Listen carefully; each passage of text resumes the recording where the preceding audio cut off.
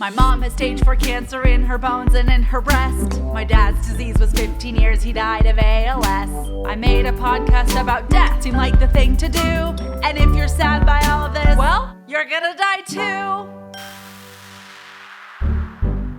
Well, Danielle, so happy to have you here. I'm really looking forward to talking with you. I'm really excited you're here. We met online, no big deal. Can't wait to chat with you. No big deal. Like we're like in Zoom person now. Like we're almost to that in-person level, but we're like not quite, but we're there. Baby steps. We're there. We feel like we're there. And we both are podcasters and met in a podcaster circle.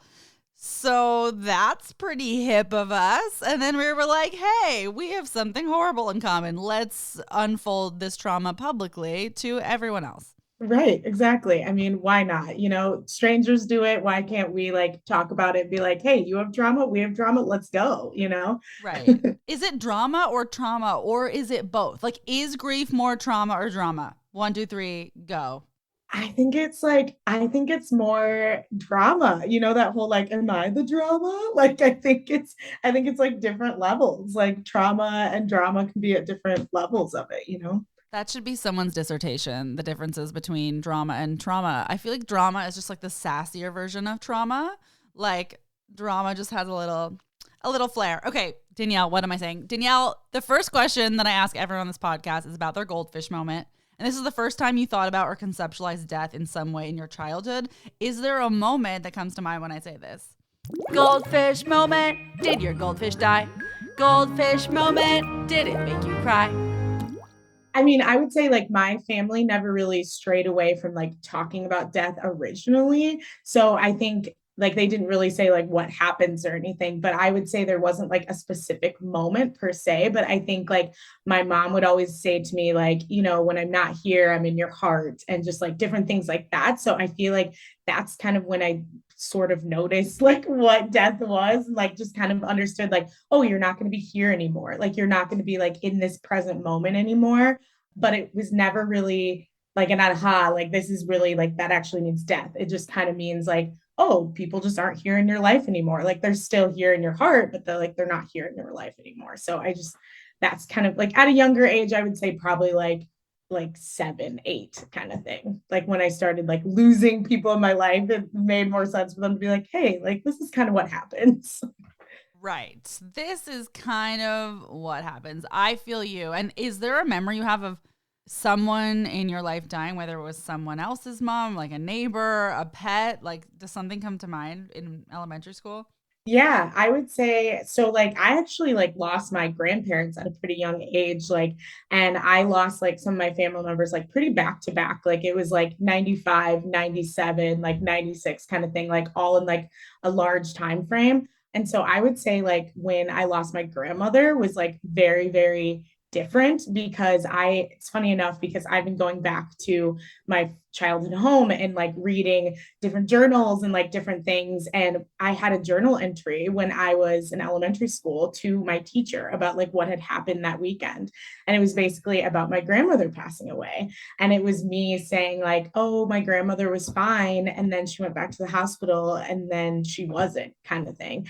And so I think it was just that aspect of like, obviously, I was just explaining it to my teacher, but it was just kind of like that moment of like, whoa, okay, this is actually what that means. And like my grandmother's actually not here anymore. And like that was my moment of, and like I think I wrote in there, like she was fine and then she wasn't, kind of thing. And so it was just a very different way of me as a little child, like explaining, like, what does that even mean? Like, was she okay? Was she not? You know, and just explaining that to someone else like created such like a difference for me. Thank you for sharing that about your grandparents. I think it's very innocent to imagine a young child, you trying to explain it to someone else. Like you said, it's like so sweet and sad, like a little kid trying to understand these bigger concepts. And yet that's when we start learning about all of this. Danielle, since we are honoring your mom today, could you share with our listeners a little bit more of a context for who you are, where you grew up, who you grew up with, and if you could walk us through the timeline through the loss of your mom? Yeah, absolutely. Like I'm so excited to talk about my mom because she was definitely like my best friend. Like her name was Darlene. I actually lost her when I was 18, so my freshman year of college actually. So it would be in December. So the day after Christmas, actually. So it was like the first semester of my freshman year of college. So I grew up in Iowa. I was born and raised in Nebraska, but I ended up living in Iowa. So that's why a lot of times I'm like, I'm a Midwestern girl. I mean, I still live here in Chicago. So like the Midwest has really like been my home for so long. So I grew up like with my mother. We grew up in a single parent household, but my mom was very, very close to her brothers and sisters. So she grew up in a house of like seven siblings. So her older sisters and brothers were definitely like her biggest role models because she was the baby of the family.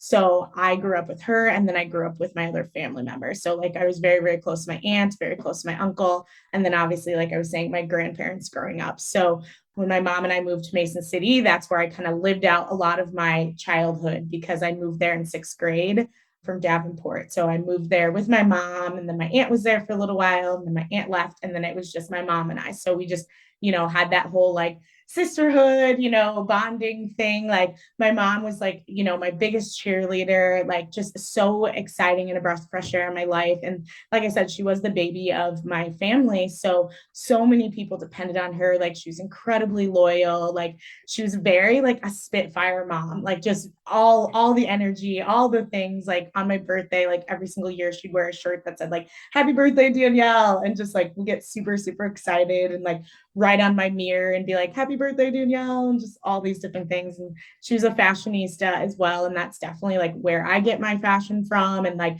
where I just get my excitement of life and everything like that. And she also grew up in Mason City, so we lived in Mason City, Iowa, and just lived out our life there and just had such an amazing time. Like just being the duo that we were, I would say. Like now, so many of my family members say that I'm definitely like a carbon copy of my mom. Like I look so similar to her. I have a lot of similar mannerisms, like just all those different things, and just like my passion and loyalty to so much stuff. So she died when she was 54. So it was very, very unexpected. Obviously, like I said, it was the day after Christmas. So she died of a pulmonary embolism. So on Christmas itself, we had like Christmas dinner. Like my mom was like a huge Christmas, like huge holiday person, just all the time, constantly. Like I said, like birthdays, Christmases, 4th of July's, like the whole 9 yards. She was just like super, super excited about it. And Christmas was like a big thing for her and my aunt and like our family. And so she made us like a really big Christmas dinner. Like we're all there. We also did this thing where we would always open up our presents like as kids. I was a only child, by the way, but I was very, very close to my cousin, which is my aunt's son. So we're 5 years apart. So he's basically a brother to me. And so we would be there for Christmas, and we'd open up our presents, never, we'd have the fun like guessing game with all of our presents and all that. And then the next day on December 26th is when my aunt and my mom would open up their presents together, and they'd have their kind of like their own little Christmas together almost. And like we would always get so annoyed because it would take them forever to open up presents. And it was just like such a thing. And at one point in time, my mom, like she had kind of tripped or something. Like I don't really necessarily know, but I think it's because she was like running around and doing all these different things. And so she had kind of tripped a little bit and like sprained her ankle, like not like a huge sprain, but just kind of like rolled her ankle a little bit. And then like as time went on, like everything was fine and all of that. And then like as the night happened, the night like came to a close, and then I went to go hang out with my friends because it was like Christmas night, and it's like, okay, I already had family time, like everything's good. I went to go hang out with my friends, like have a really great time with them. And then I came back like later on at night, and I like said goodnight to my mom and was like, good night, mom, like had a great Christmas, like blah, blah, blah. And I went up to bed. And then the next morning is when I woke up to my aunt and my uncle like giving my mother like CPR in her bathroom. So I like watched that moment of all that happening like from the stairs, and just kind of like watching that whole experience was just so wild to me because obviously like we had such a joyous day like before, it's Christmas, it's the holidays, like everyone's around. And then it just, it was obviously like it was just such a surreal like experience, especially because I was woken up to it. So I wasn't around for any of it to really happen, which in hindsight is probably a great thing. But I was, watching from afar of what had happened. And then we all like rushed to the hospital and everything. And at that point in time, I think like my mom had already passed at that point, but I think they were still like trying to figure out if there was like what could be done, or like if it really was, she was really gone. And we had went to the hospital and we were there for a while. And my aunt is also a doctor, so she's also like very practical, and just, just so many things. Like it was just very intense because, like I said, like my mom was like such a staple person in like everyone's lives, and she was such like a driving force. So then we're all at the hospital trying to figure out what's going on. Like I was one of the first people to get into the hospital with her. And I was like telling the doctors, like, this is what she's allergic to, like, this is da, da, da, like all these things, like, okay, help her.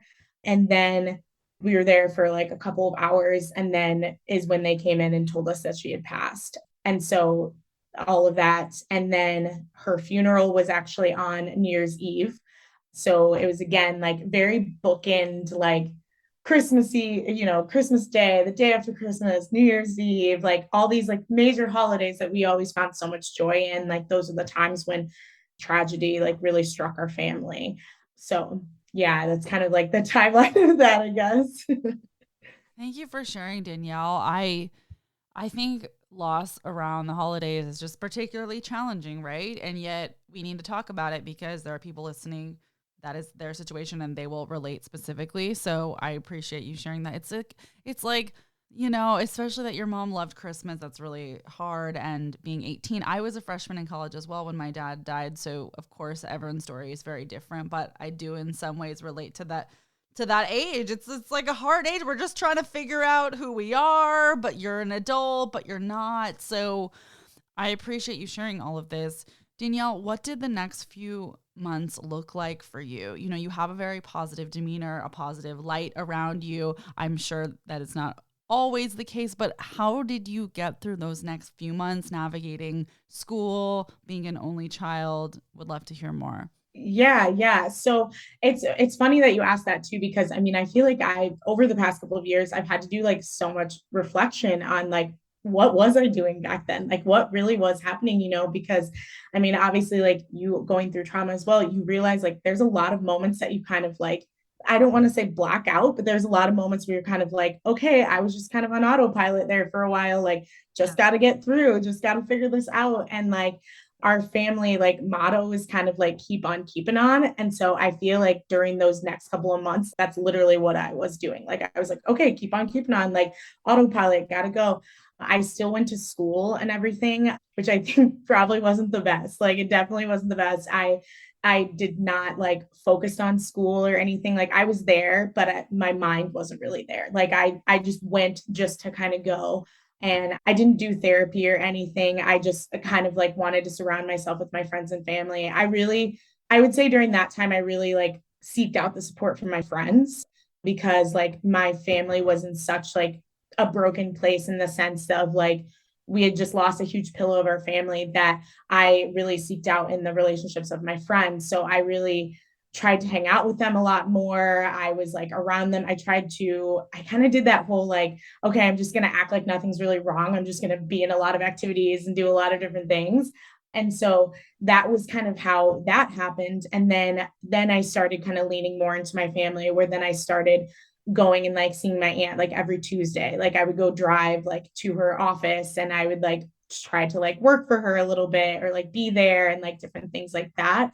So I really like honed in on the support of others around me, because I knew it was like such a difficult time. I knew it was very, very challenging, like we're saying, because I was a young adult and I was in the beginning stages of college, and I like literally had no idea. I was like, okay, what do I do now? Like, do I want to like continue going through college? Do I want to like drop out? Like what do I want to do? But like I know like I shouldn't. So I just, like I said, I just kind of like kept doing school and just kept kind of failing, kept like just kind of going through the motions and everything. And I feel like over time I just kind of had to then start looking more inward, because I was looking so outwardly in like my friendships and like the people that were around me. And then I had to like start looking more inward and being like, okay, Danielle, what do you like need to do to like make you feel better? Like what do you need to do? Like do you need to journal more? Do you need to read more? Do you need to like do you need to explore more? Do you need, like, what do you need to do? So I kind of had to like start doing that to get me out of that autopilot aspect of things.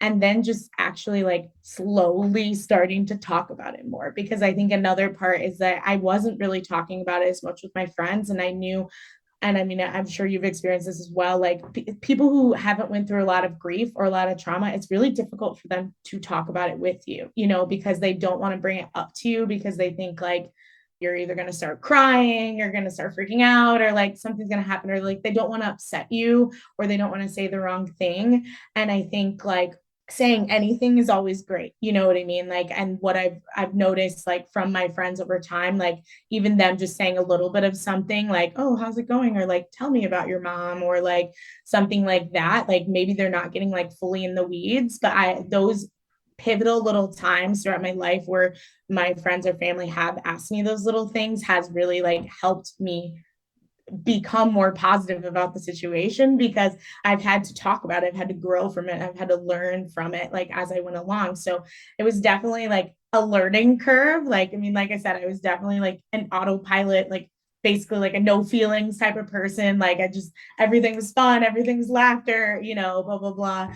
And then I just really had to get to that moment where I'm like, okay, Danielle, like this really sucked. Like that was like not a good experience. And it's okay. It's okay that this happened, because I think a large part of what me growing through was having to understand that like it wasn't normal that my mom died, and it wasn't normal that she died so suddenly, but that it was okay, you know, because I think for me, I just didn't want to be that person that's like, oh my gosh, my family member died, and like now I'm gonna be sad. Like I just hated the feeling of just like being, that sucked, you know, it just sucked so bad, and I didn't want to be like in that suck, you know, like I didn't want to be in the muck of it, but I had to be in the muck of it.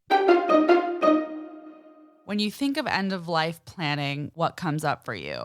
Have you thought about what your own funeral would look like, how your loved one would like to be remembered? Lantern is a website created by young people who have themselves lost parents. It's a platform to create your end of life plan easily online and for free. Their site even shares, why do we know how hard the end of life and death process can be? We've been there, and we were totally unprepared. Lantern began in the fall of 2018 with one sentence: I think we need to do something about death. The founder of Lantern, Liz Eddy, has actually been a guest on this podcast. You can even Google Liz Eddy Dying of Laughter to hear the full story as to how she started Lantern and why. It started with having lost her dad as a young child in elementary school, and how her family was tasked with all of the planning that ensued after her dad died.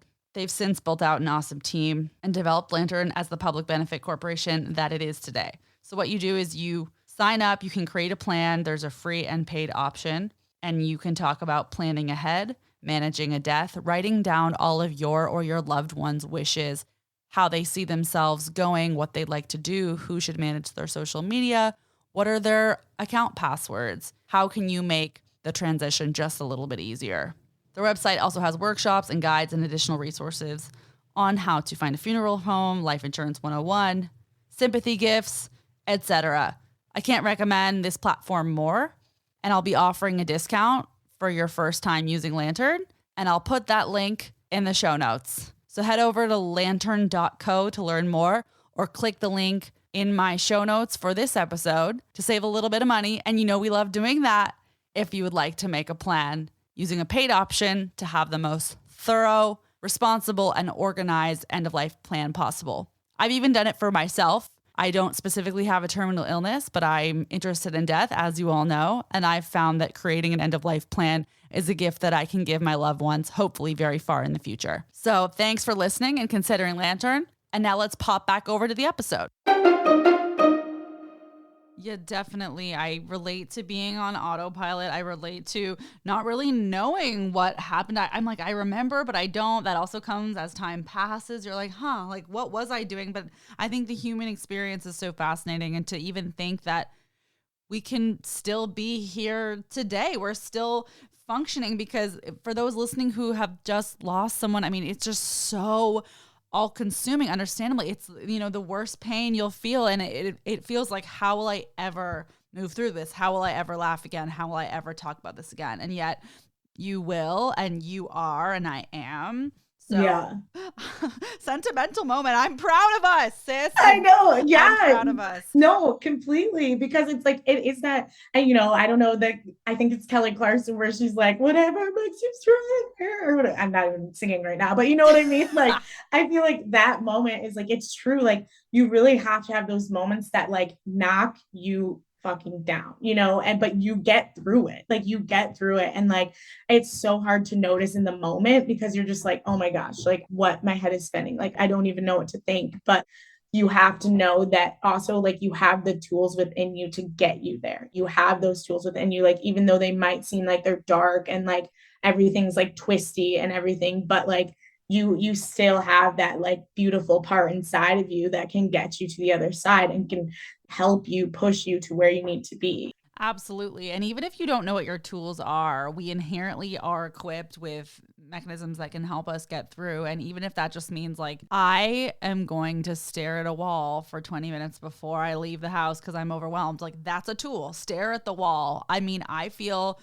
paralysis at times and I'm laughing, but I'm not laughing. I mean, my dad was paralyzed, so I'm like, I feel emotionally paralyzed. And I'm like, sorry, Dad, you were physically paralyzed. But it is just overwhelming having these feelings when you're first grieving. And yet I say feel it all, right? Like if you can't move, like set a timer for 20 minutes and then get up. If you need to watch a movie for like 2, 3, 5 hours and then leave the house, do that. You still left the house. You watched some movies first. It's just interesting that we do have, I just want to remind people we do have tools within us, even if it doesn't feel like that. Yeah. And then like also like putting on your favorite song and like singing to your favorite song, Yes. or like just standing and just like dancing, like frailing your arms around and just like feeling every single moment in the music, and like you don't have to talk, because there's a lot of times where I feel like we think that we have to talk it through or we think that we need to like get it all out with our words, but sometimes just moving your body or just having that like organic head banging, like, oh my gosh, this song, like I feel so good. Like that also is a tool. That's also something that you can do, like being able to move your body and having that moment to like have those feelings come through you. And like if that song is moving you in some way or it's like this goofy moment, like just embrace that. Like you said, getting out in nature is huge. Like it's so hard because I mean, obviously when you get into those funks or when you get into those moments, you like the last thing you want to do is go outside. Like the last thing you want to do is walk around. But like nature is your medicine. Nature is it's there for us. Mm-hmm. That is big too. And I know like for me, like I have been like a very positive person my whole life. And that was hard for me. Like that was hard for me to be like, yeah, I'm just having a really bad day. Like I'm just like not really feeling it today. Because like I don't also want to let other people down. I don't also want other people to like worry about me, but that's something that I had to work on as well to be able to be like, yeah, like this day just really sucked. I'm thinking about my mom today, or like this is a really intense moment. Like I'm thinking about that. And like it's something that I know like as I've grown up, I have to do more, because it's also too like being able to verbalize out loud like what you're feeling is huge. Yes, I agree. And asking for help, I mean, it is just so difficult. So if people listening struggle, that's okay. And I'll just use the example of I'm going through a breakup, which is its own 4-hour podcast, but we have a new dog. And so now it's going to be just my dog, which is really hard. And people are like, okay, ask me if you need help with the dog. And I'm like, no, like it's so awkward. And then I've been texting people like, hey, could you watch my dog for like 3 hours this weekend while I run errands? And I am cringing and breaking inside just to ask. And so I feel like, I've been doing this podcast and I'm always an advocate, like ask for help, reach out. But now that I'm doing it right now, like I am cringing. I don't know why it's so hard. Someone can say no and they don't even have to say why. And I'm like, it's a cute dog. I mean, I'll buy you lunch, but I'm still so embarrassed. So it's just normalizing and validating that it is really hard to ask for things. It really is. So for you, do you remember asking friends like, hey, can we hang out? Like, can we go for a walk? Like, what kinds of things did you ask from others? Yeah, I feel like I would ask my friends, like, hey, do you want to go to this place with me? Or like, hey, do you want to drive with me here? Or like, hey, I kind of want to go on a drive. And I think like the other part about that is really like explaining why. Like sometimes you should don't have to explain, but I feel like what I've learned like throughout my life is sometimes explaining that, being like, hey, I'm like feeling really low right now, so I need you to come with me to do this. Like being able to explain that. I mean, I'm 36 years old and I still have issues with that, like that is just like a whole gamut of things. But me asking people to be like, hey, will you come for a drive with me? Hey, will you come for a walk? Or like, hey, do you want to join this class with me? Or like, hey, do you want to do this thing? Like, really helped me, because then I had to be like, hey, I want to go do this. Do you want to go do this with me? Instead of me doing it by myself. Because I think like sometimes I got into a habit of like doing things by myself. Then too, I was kind of like, I would start to distance myself from people for little bits of time where I was just like, no, it's fine, I can just do it by myself. Like because I also felt like I had that moment where it's like I didn't want to lose anyone else. Like I didn't want to like get really really close to people in certain ways. Like I was close to people, but I felt like I still had this kind of like weird wallish a little bit, because I was like, I lost like the closest person in my life. Like I can't like have this like I can't lose more close people. And so but then I had to like bring people like into my life again in that way. And so just having people like telling people and asking people like, hey, come with me to hang out, like was just so big, because I enjoyed being around people. But I mean, actually like being present around people and being like, no, I want to be with you, like I'm bringing you in, like all those different things was just like really huge. And being like, okay, Danielle, be in this present moment. These people that you brought into your life, they're here with you right now. Like they want to be here with you right now. They're not going to go away. They're going to be here, all those different things. Beautiful, beautiful. And interesting about almost repelling people, because that closeness could be a reminder of closeness you had with your loved one who passed, in this case, your mom, or like you're saying, being afraid someone else would die, that even subconsciously, just afraid they'll, even if they move or if they, just change vibes and don't want to be friends. I don't know. The human Yeah, experience is yeah, interesting. but like So, the fear of abandonment and all the yes. stuff, it's like, ah! Yes, yes. So real, so real. So, Danielle, what advice do you have for those who have lost or are participating in the loss of a loved one, specifically around the holidays? What rituals have you formed for yourself around the holidays to make things a little more pleasant and normal, etc., for you during the Christmas time? Yeah, yeah. So I would say protecting your energy the best way that you can. I'd say, let's say you're in a work environment, because, like, for me, I worked in retail. And something that I realized for the longest time is like I was distracting myself also during the holidays, because I think I was like, oh my Mm. gosh, like this crazy time of the holidays. So I'm just going to distract. So, like, protecting that energy and knowing, hey, like this is going to be a wild time for you during the holidays. So maybe you need to set aside some more time where you go and see your family, or you need to set aside that time, those things that you really really enjoy doing, do those things during the holiday. Like, don't try to stack on more stress of your life during the time when it is the most stressful, because every single year could be completely different, like of how you're going to feel during that time or what you're going to think and all those things. Thinking of like the fun rituals that you used to have with those family members. Like, what did you do during the holidays that was fun for you? Like, thinking of those like enjoyable memories. Like, for my mom, we always would light luminaries. And so we always do that every year. It like brings like that memorable, like honorable moment where it doesn't make it as hard, because it's kind of like, this is something that we did with her, but like we're honoring her, and we're bringing light to her, as opposed to thinking of it in such like a negative way.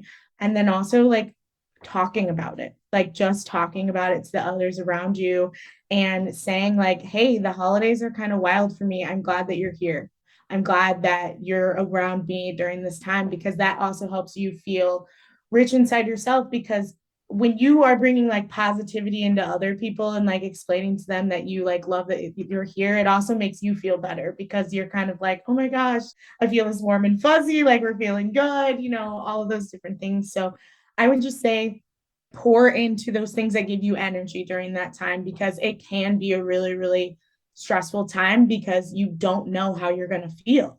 So think of those things that you enjoy and that you want to make you feel happy like during that time.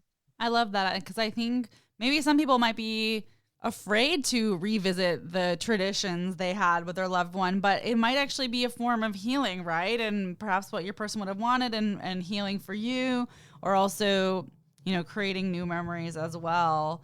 I'm wondering, is there something that you wish that you had started doing around the holidays that you are perhaps doing now? And maybe that's a weird question, but like, is there something that you were afraid to tap into at that time in your younger years? Like, I'm wondering what someone listening might be avoiding that we can like encourage them to do now. Okay, so one thing that I will say through all of this is I am very upset with myself that I didn't start therapy sooner. Like Uh that, huh. I would say is the number one thing because I think there's so many situations where people think like, I mean, obviously, yes, I wouldn't have started therapy until something happened, you know what I mean? But I think if I would have started therapy a lot sooner, then I would have been able to understand and maybe not coast through my life as much, because I think like in those moments when I was kind of like just going through life and like, a blackout of like, whoa, a trauma blackout, like I would have been able to articulate that a lot better if I would have been in therapy and actually like talking to a professional about what was going on, like in my mind and like how I was feeling. And then I would have resolved a lot more things about like what I was going through in my life because when I look back on it now, like after doing some therapy and like talking to other people, like when I look back on it now, like there's a lot of stuff that I was like repressing and a lot of things that I like wasn't talking about.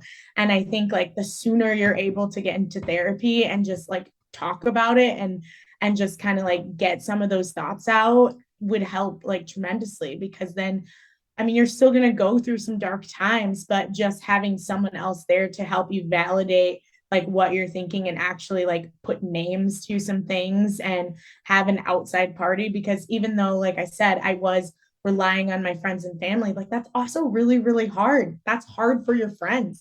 That's hard for your friends. Like you want them to be there. And like my family was so broken with everything what was going on with my mom, they weren't able to help me as well as they could have either. So just having that going to therapy sooner, I think is like key. Like, and just being able to understand what you're going through and know that it's okay to go to therapy. Like, it's all right.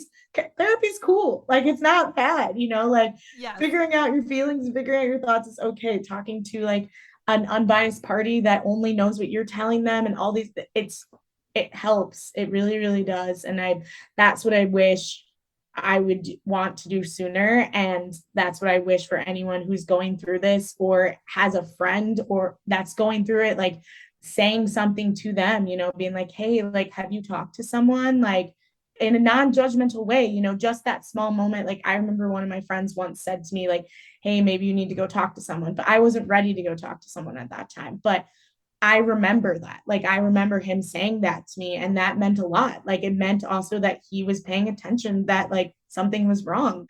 And sometimes when you're in those coasting moments and things are happening, like, you kind of need someone to kind of shake you for a second and be like, hey, like, I care about you. Maybe you should go talk to someone. So that's what I think would be my biggest advice for that, for sure. Yes, Danielle, therapy is cool. Therapy is cool. I am in twice a week right now for my breakup, which is its own form of grief.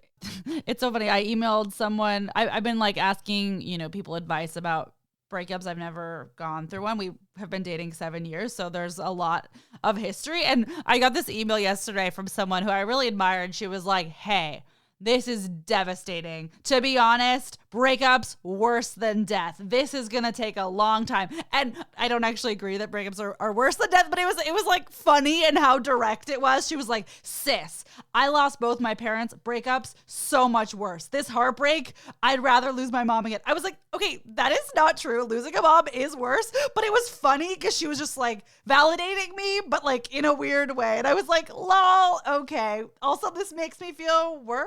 I don't know. Yeah. You're like, pump the brakes a little bit. I get where you're going with this, but like, this is intense. But no, I think the thing is with that, to add on to that, is like breakups just bring up your trauma again. You know what I mean? They bring up your unresolved trauma. They put you in the face of the shit that you haven't went through or you haven't figured out. And like, that's where like, yeah, it could seem like it's worse. It's not, but like it could seem like it's worse because you are literally like opening up wounds of like stuff that maybe you have never even dealt with, but now you're dealing with a breakup, you're dealing with a loss. And the thing about a breakup is the person's still wandering around in life. Like they're still around, they're still there. So like that's even worse because it's a whole like, okay, well, this person, I'm grieving this person that's like still in my life somewhere. They're still The roaming around. Walking Dead. The Walking Dead. No, it's definitely a mind fuck.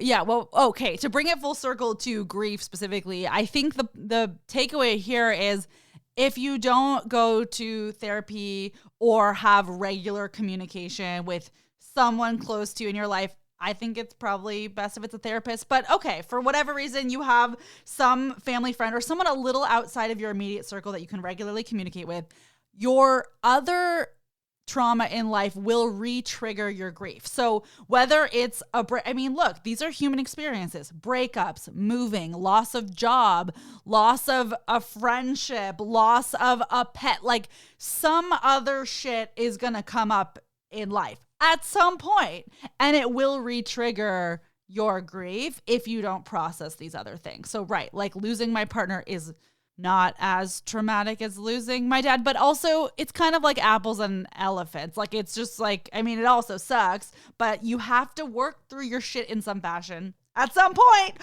or else it's gonna come back for you. I never went to therapy when my dad died either. Again, I was a teenager, I don't know. But then when my mom was diagnosed with breast cancer, years later, 6 years later, I mean, I was 25. I was really depressed. I had no idea how to deal with that. And that's when I started going to therapy because I was like, oh, this is reminding me of losing my dad. I guess I should like deal with that. So still dealing. For me, it was the same. Like when I lost my uncle, is when I realized I was like, oh, fuck, I am having these like really, really intense feelings of like what I had when I lost my mom. And like this intense, like, I don't know how to communicate. I don't know how to like deal and all those different things. And then that's the thing too. I was like, maybe I should go to therapy now because this is not good. Like I'm older now and I know that this is what I need to do.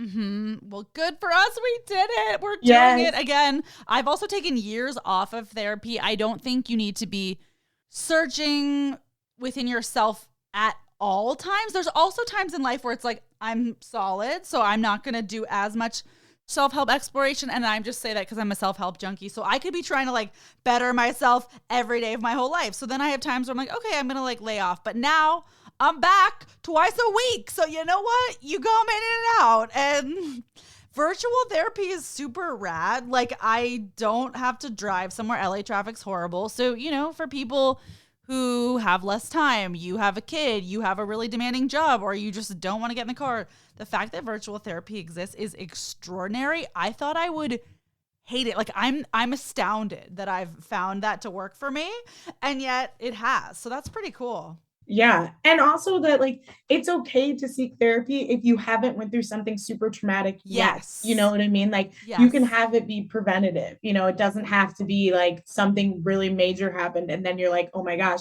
It could be like I've been going through a lot of stuff, like I'm thinking about what's happening in my future, like blah blah blah, all those things. Like go to therapy, talk it out. Danielle, I wanted to ask you as well. What do you wish others knew about grief in your community, specifically as a woman of color? Is there something that you wish others knew about your grief? And that's not to say you speak for everyone, but wanted to give you a chance to share if something comes to mind when I say that.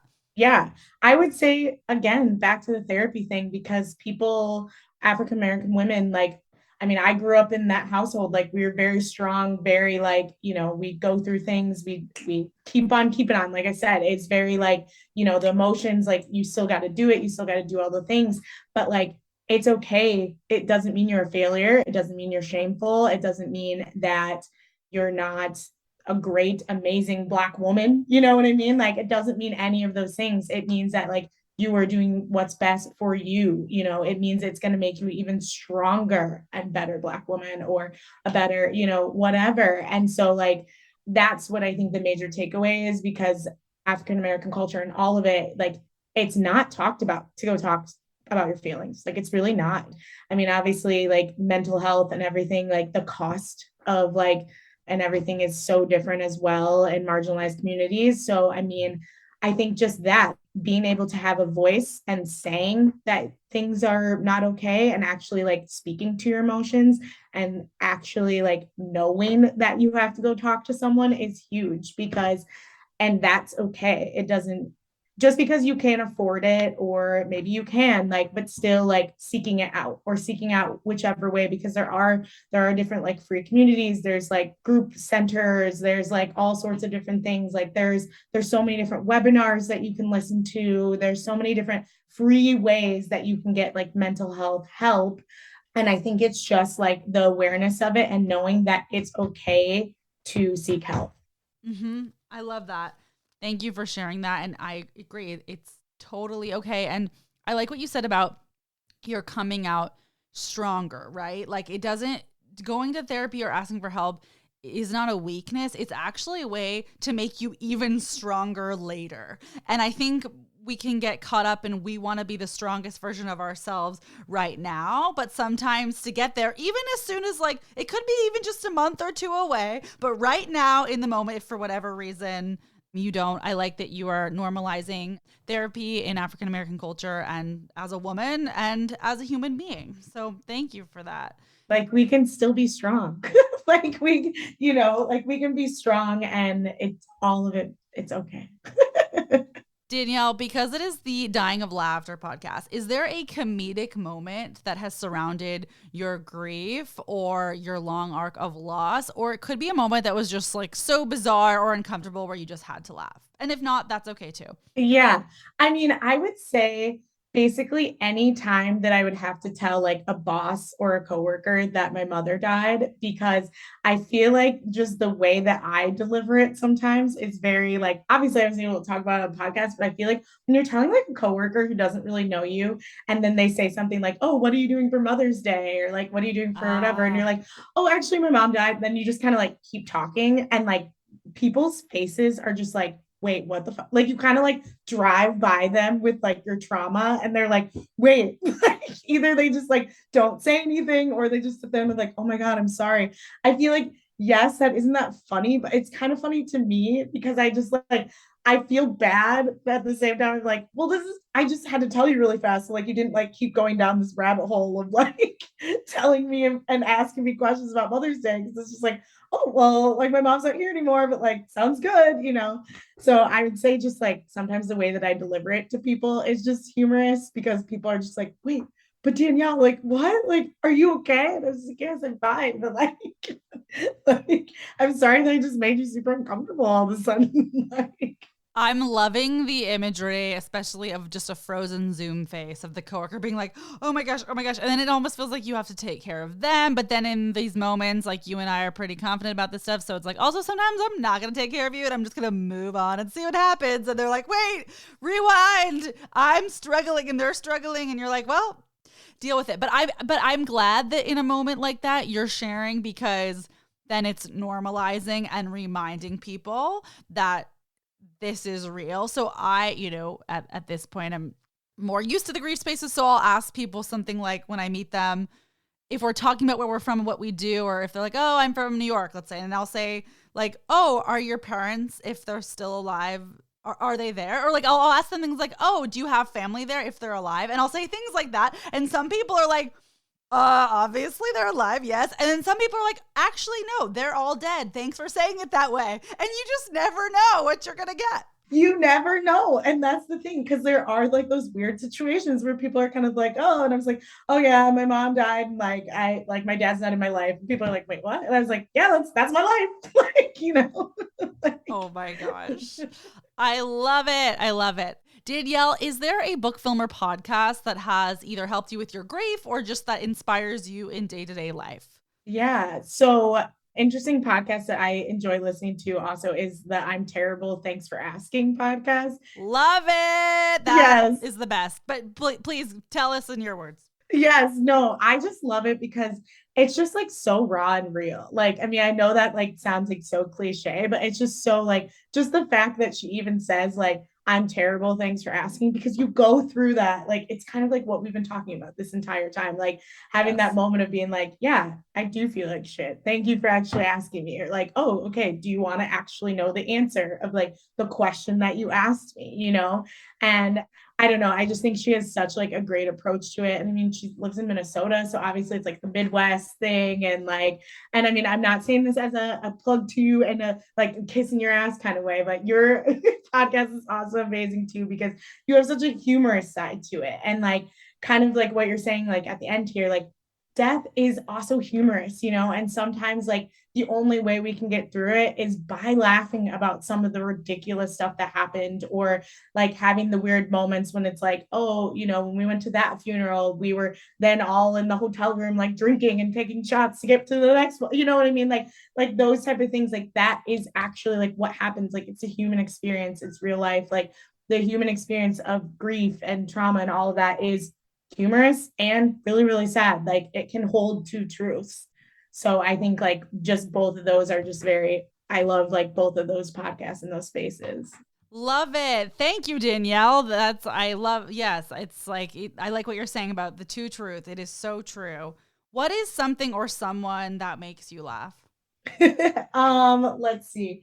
So I would say my aunt and my cousin make me laugh a lot just because they're just like goofy people. Like my aunt like loses stuff all the time and is just like she's just really, really silly. And my cousin is just like so practical. And I just like they just make me laugh on like the way that they live their like everyday life. And I just like enjoy my family members and being a part of them. And so they just make me laugh and they bring me joy, and like it's just I don't know. I just love them.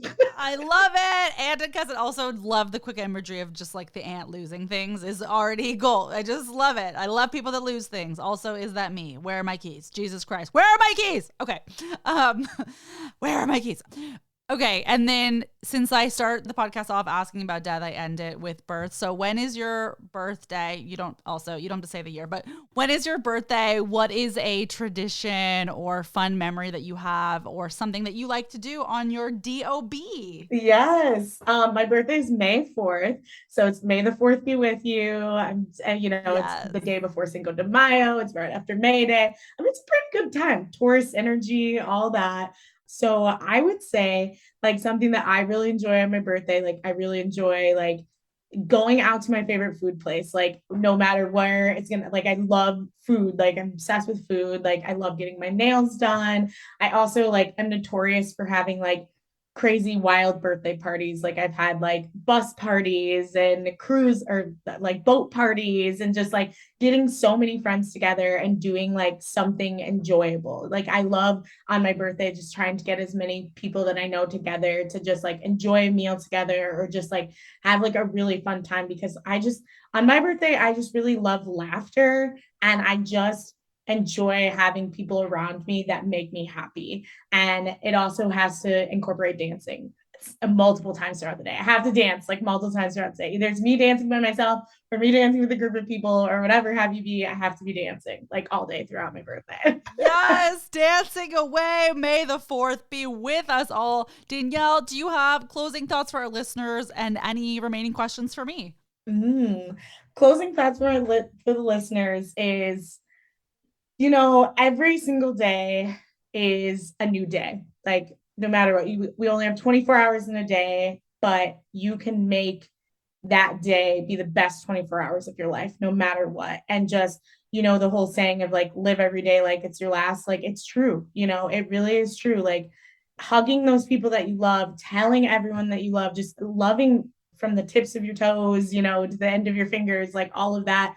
And just like having just all the greatest joy in your life every single day. And that it doesn't matter like what that looks like to you, you know, like I said, it could be you dancing all day. It could be you just walking around in nature. It could be whatever you want it to be, but just like enjoy every day that you have and just breathe through every moment, because it really is. We're so blessed, and it's so amazing to be you. You know, it's so amazing to be you and who you are, and you are here for a reason, and you're worthy, and everything about you is amazing. So Yeah.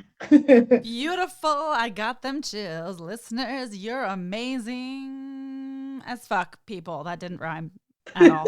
Danielle, where can people connect with you online and listen to your podcast? Yes. So you can listen to our podcast. It's hashtag real life with Abby and Danielle. And that's going to be on all streaming services, Spotify, Apple, Podbean, like all the things.